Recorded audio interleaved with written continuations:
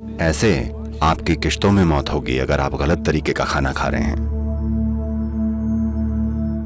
भरा हुआ पेट लेकर सोने के लिए जाना बिल्कुल मना है अगर आप अच्छे से जीने में इंटरेस्टेड हैं तो। अगर आप उपयोग करते हैं या अंगमर्दन सिस्टम की योग अभ्यास करते हैं तो आप पक्का फिट होंगे।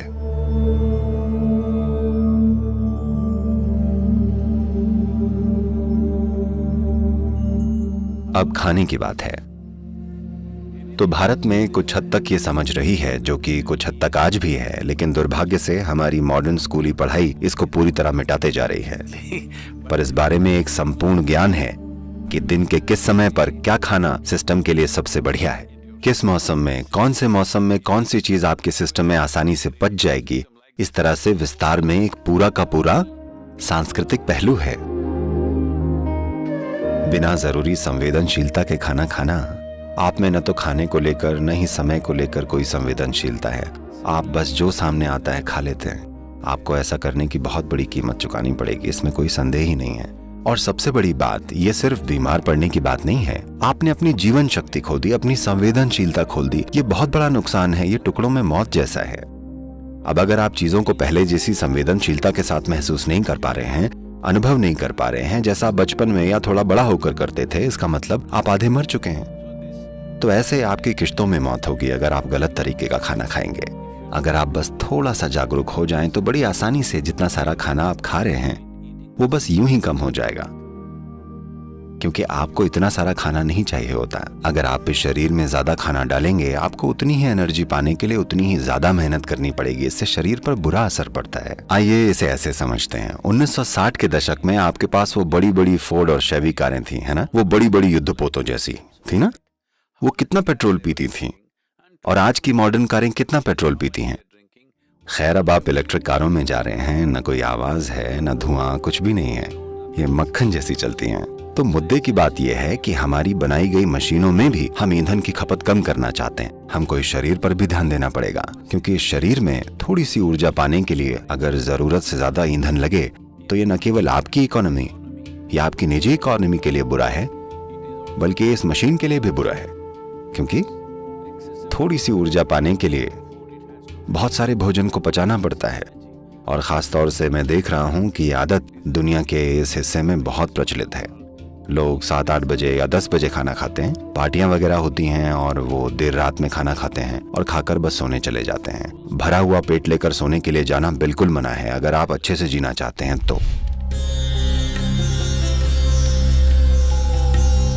उपयोग नाम की एक चीज होती है, यानी छोटा योग, या कुछ कारगर प्रक्रियाएं होती हैं जिनका अध्यात्म से कुछ लेना देना नहीं होता।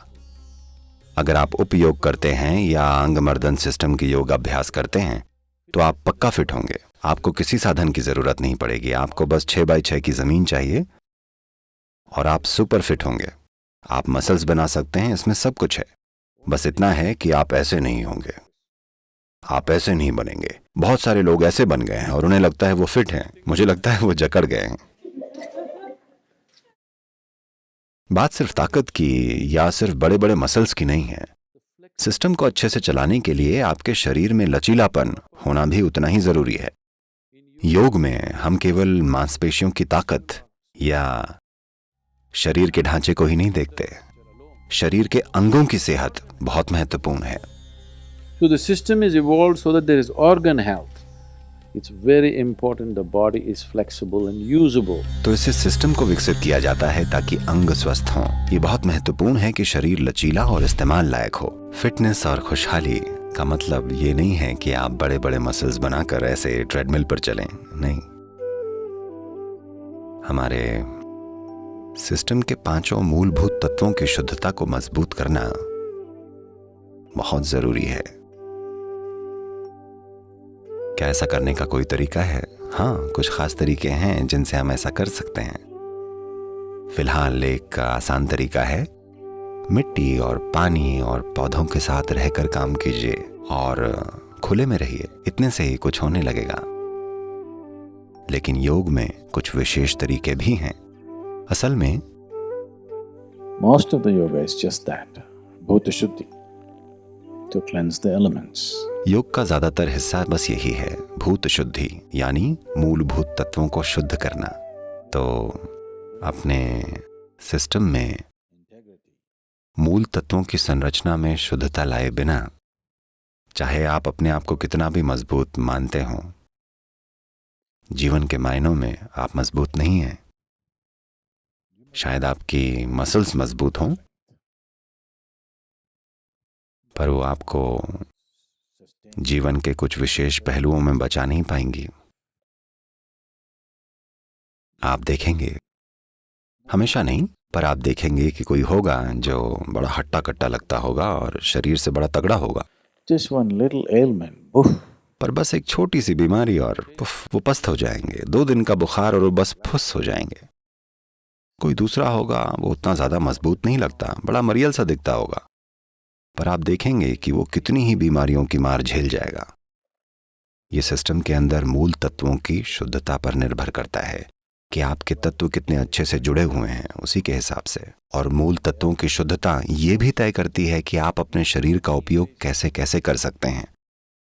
अगर आप में मूल तत्वों की शुद्धता नहीं है और अगर आपने अपने शरीर का इस्तेमाल कुछ सीमाओं से परे किया, सीमाओं से मेरा मतलब भौतिक सीमाओं से नहीं है, अगर आपने अपने शरीर का उपयोग दूसरी तरह से किया, शारीरिक होने के अलावा, ये बस चकनाचूर हो जाएगा।